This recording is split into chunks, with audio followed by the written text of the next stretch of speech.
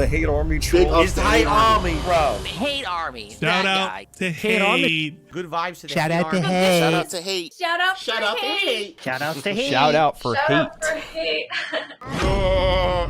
Now, I will address direct criticism and suggestion that I received yesterday, because here's what happened yesterday, okay? That stream, on average, had about 1,000 viewers. At one point, we were over 1,400. By the end, we were around 800, okay? So people said, wait a minute, Phil, this is crazy. Look how many people you got on your stream. You should immediately change all of the streams for the rest of the week and keep playing Baldur's Gate 3. You shouldn't let the momentum die. You should keep it going. And I said to everyone, well, I'm not going to do that because I have a schedule. I'm a variety streamer. I have people who are expecting me to do various games that I've already scheduled out for the week. Just because I had one booming popular stream for this game doesn't mean that everything else now changes and makes room for it. That's not how I operate. And I got so much shit from people in the chat. Oh my God. Phil has no idea. Listen to this. I love this one. Phil has no idea how to operate a business. Someone actually said that to me in the chat. Me, someone who has run his own business since January of 2011, and I've done this for a living for 13 years, I have no idea how to operate a business, okay? Allow me to give you a comparison perspective to put this into a better frame of reference that maybe would make a little bit more sense, okay? Let's say, for example, I was running a sandwich shop, okay? Gourmet sandwiches. And we do all kinds. We do lunch meat, meatball subs, all this good stuff, right? So think, a sandwich shop, right? No, not a Subway, because Subway's terrible. Think an actually good sandwich shop, all right? That's my business. I own it. It's my own small business. The sandwich shop operates well. Has a variety of clientele that come in different times a day to buy different kinds of sandwiches. So the variety of sandwiches works. All of a sudden, we introduce a new product, the chicken parm sandwich, okay? It's a different product, very different from everything else. People have been actually requesting that I have chicken parm for a while. And finally, we adopt it and we put it on the menu. The first day that we have chicken parm on the menu, the store is bursting at the seams with customers. They're coming in droves. They're lining up. They want the chicken parm sandwich. They love it. It's selling. It's selling out. All right? So the first 8 hours of the day, from 10 a.m. to 6 p.m., oh my God, we sold so many chicken parm sandwiches, but we're taking a break for the, the rush, but the dinner rush is about to come in. So what should we do? And someone says, well, we actually just sold so many chicken parm sandwiches. We can't keep up with demand. Instead of selling all our other sandwiches, why don't we just cancel them all, get rid of everything? Let's only sell chicken parm sandwiches. Let's turn this into the chicken parm sandwich store, right? Let's go out and spend all of our budget and all of our time only preparing chicken parm sandwiches, okay? Or you could not do that, and you could have the chicken parm sandwich, but also keep it balanced with all the other things that you offer for a variety clientele, all right? Because here's the thing. If you only sold the chicken parm sandwich, here's exactly what would happen. That sandwich would continue to be popular for probably another day or two until everyone had a taste of the chicken parm. And then it wouldn't be as popular anymore. It would actually die out after a day or two, maybe 3-4 days, right? But what happened is, because all you did was sell chicken parm sandwiches, you didn't sell anything else. You don't have the ingredients. Your other customers were coming in and saying, well, I want a meatball sub. We don't have that. Well, I would like my cold cut combo. We don't have that. What about a Philly cheesesteak? We don't have that anymore. All we have is chicken parm. Well, screw this. I'm never coming back.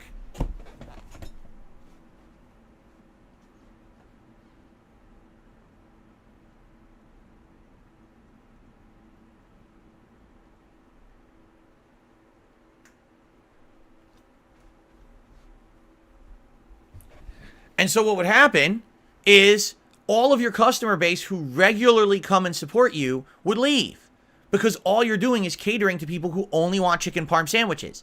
And once the hype for the chicken parm sandwich is dead, what do you have left?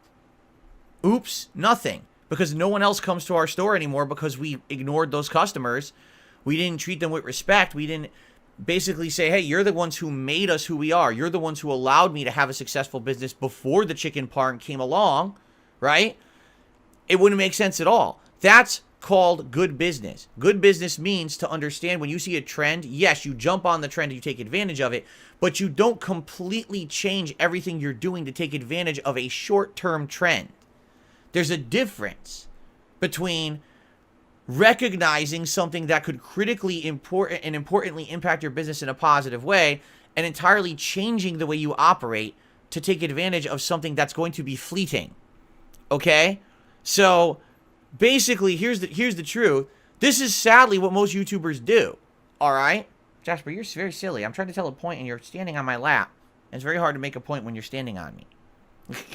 Okay?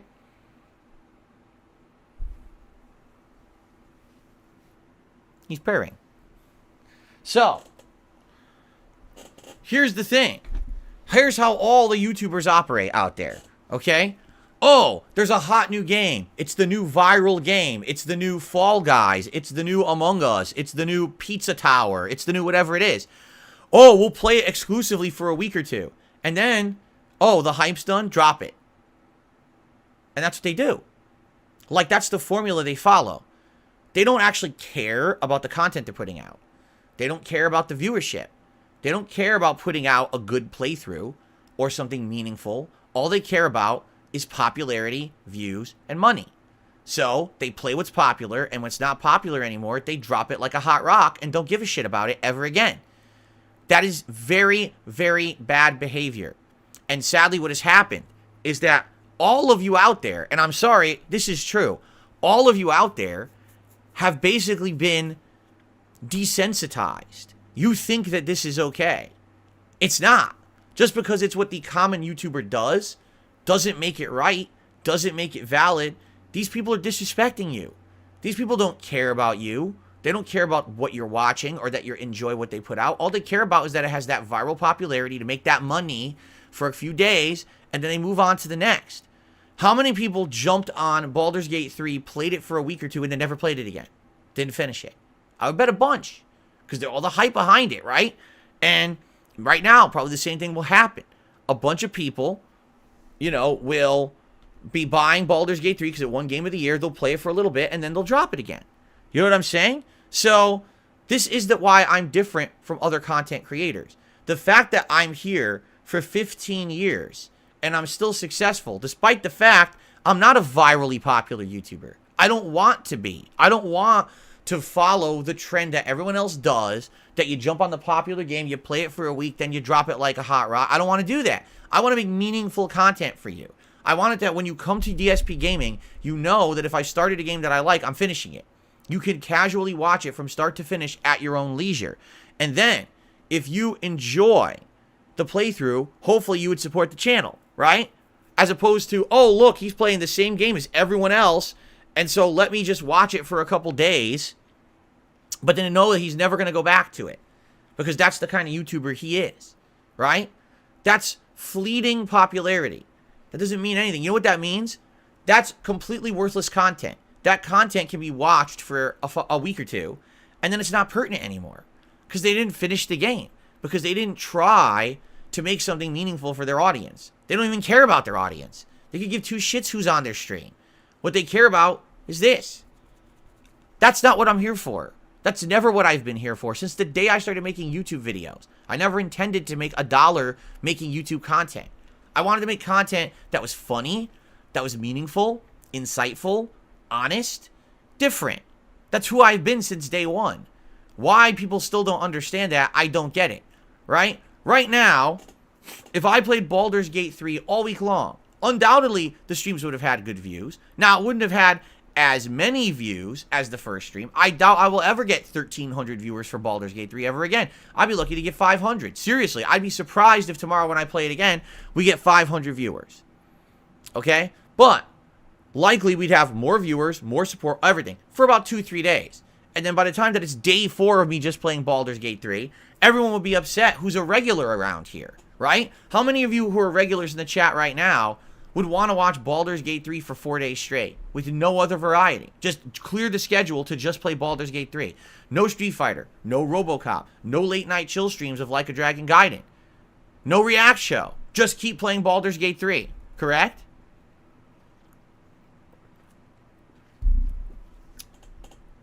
Am I right or am I right? How many people would have been upset that I'm not playing everything else, right? And the funny part about it is, then you get people who say really, really dumb things. Like, well, if you're successful, then why do you have to ask for contributions? Because that's my model. My model is not jump on what's popular, bring in a bunch of no-face viewers who I don't care about, have them throw fucking money at me because I'm playing the popular viral game, and move on to the next nonsensical, meaningless content for mouth droolers. I don't do that. I make meaningful content for a directed audience. It's called curated content. Now, if you like that content, if you like that it's different, if you appreciate the fact that this week I stuck to my schedule to play the games that were scheduled, despite the fact that Baldur's Gate 3 did so good yesterday, if you appreciate that, then please come by, enjoy all the content, and support it. And yes, it means I have to mention it. It means I have to have little segments where I have to say, hey, please support this different content. This content that doesn't conform to the mold of what everyone else says you have to do to be a popular streamer or a popular YouTuber. When people come to my streams and they ask me, Phil, what's your best advice for an up-and-coming YouTuber? Do I say, oh, follow the viral trends? Do I say, do constant collaborations?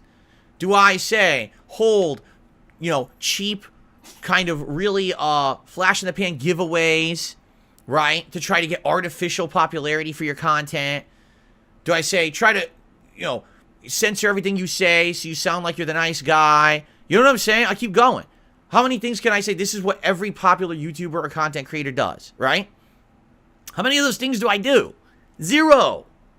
Goose egg. 0.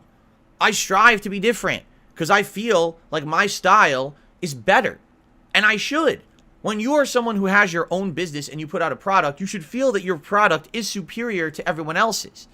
I feel like those who come and hang out at my streams and give it a true chance and enjoy the content for what it is, like it a lot more than someone who just goes and watches a popular streamer for a minute. Oh, wow, look at this. He's playing fucking Among Us. Wow, ha, ha, ha, ha. And then they move on. People who come here have retention. They come back because they like the content, because it's different. When you come and hang out on a stream with me, it's not about Phil's playing a game.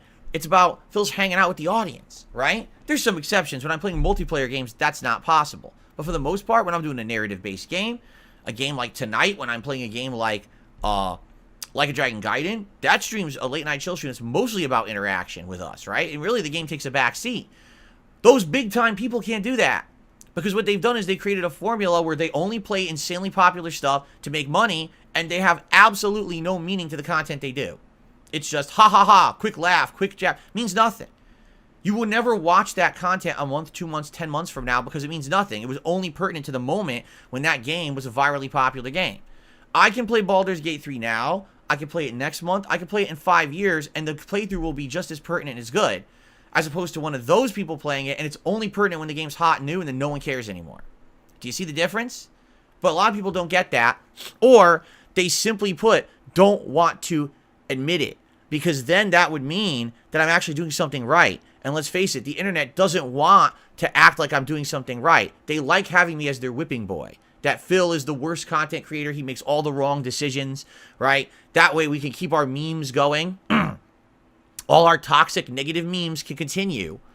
And we can just keep doing what, saying all the nasty things we want about him, right? Well, guess what?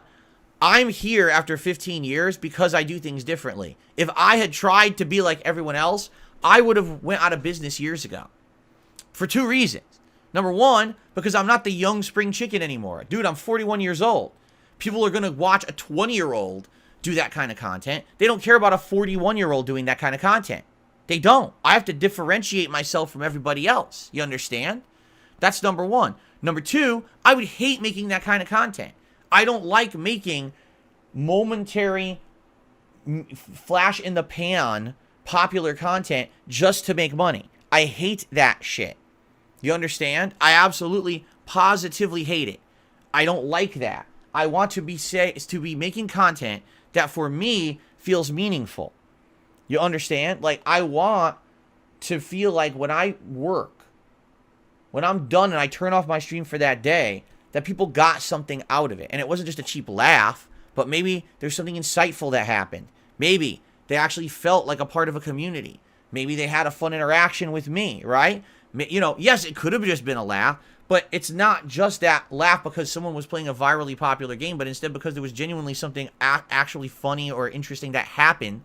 And you know that you can come back tomorrow and have that same experience because of the dependability, because of my honesty, my loyalty to my audience. You don't get that with other people, right? Literally, other people would have said, here's our schedule. Oh, wait, Baldur's Gate 3 did well? Let's cancel every other game. Cancel every other sandwich that we make in the sandwich shop. We're only making chicken parm. For as long as I can milk the money coming out of the chicken parm sandwich, we keep milking the money out of the chicken parm sandwich. But then what happens? Right? What happens then? Let's be honest. You are ending up not being loyal and honest to those who made you who you are, right? If I only played Baldur's Gate 3 and didn't care about anything else, what about all the other people who watch RoboCop, who watch Street Fighter, who watch other games and want to see those too? That's not fair to them. What did they do wrong that now they get treated like the redheaded stepchild because another game's more popular right now? What did they? Nothing. They didn't do anything to deserve that, right? That's messed up. That's because I would be doing it solely for personal gain. And I'm not doing things solely for personal gain. I refuse. I do things because I feel like they have meaning for me and my audience. Okay? I'm excited to play more Baldur's Gate 3. I can't wait to play more Baldur's Gate 3 tomorrow and Friday and continuing on with this playthrough in balance with the rest of my variety streamer schedule. That's how I operate. If you have an issue with that, you can go watch someone who played the game for 2 weeks and never played it again because all they cared about was the flash in the pan popularity. Or on the flip side, you could go watch one of these streamers who plays the crap out of that style of game and probably was a master of it and played it for a month straight and dominated the game and had a great time. Go watch them too.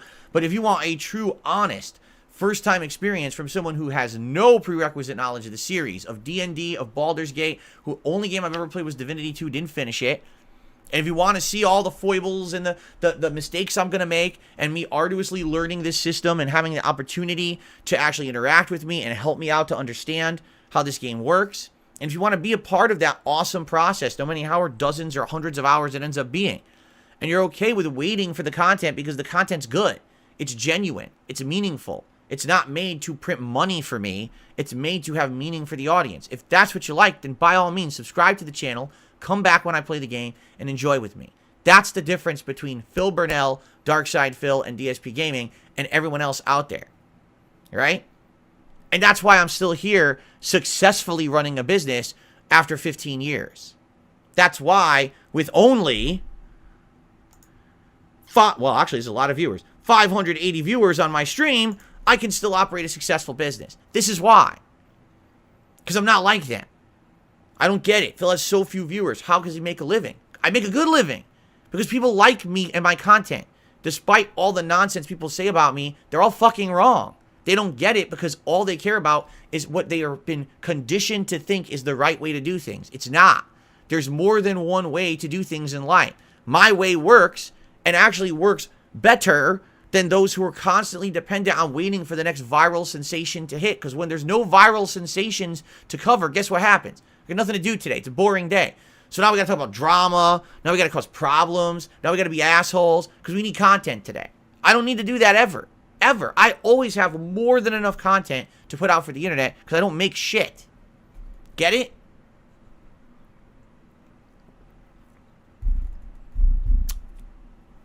All right. Now, that's my thoughts on Baldur's Gate 3.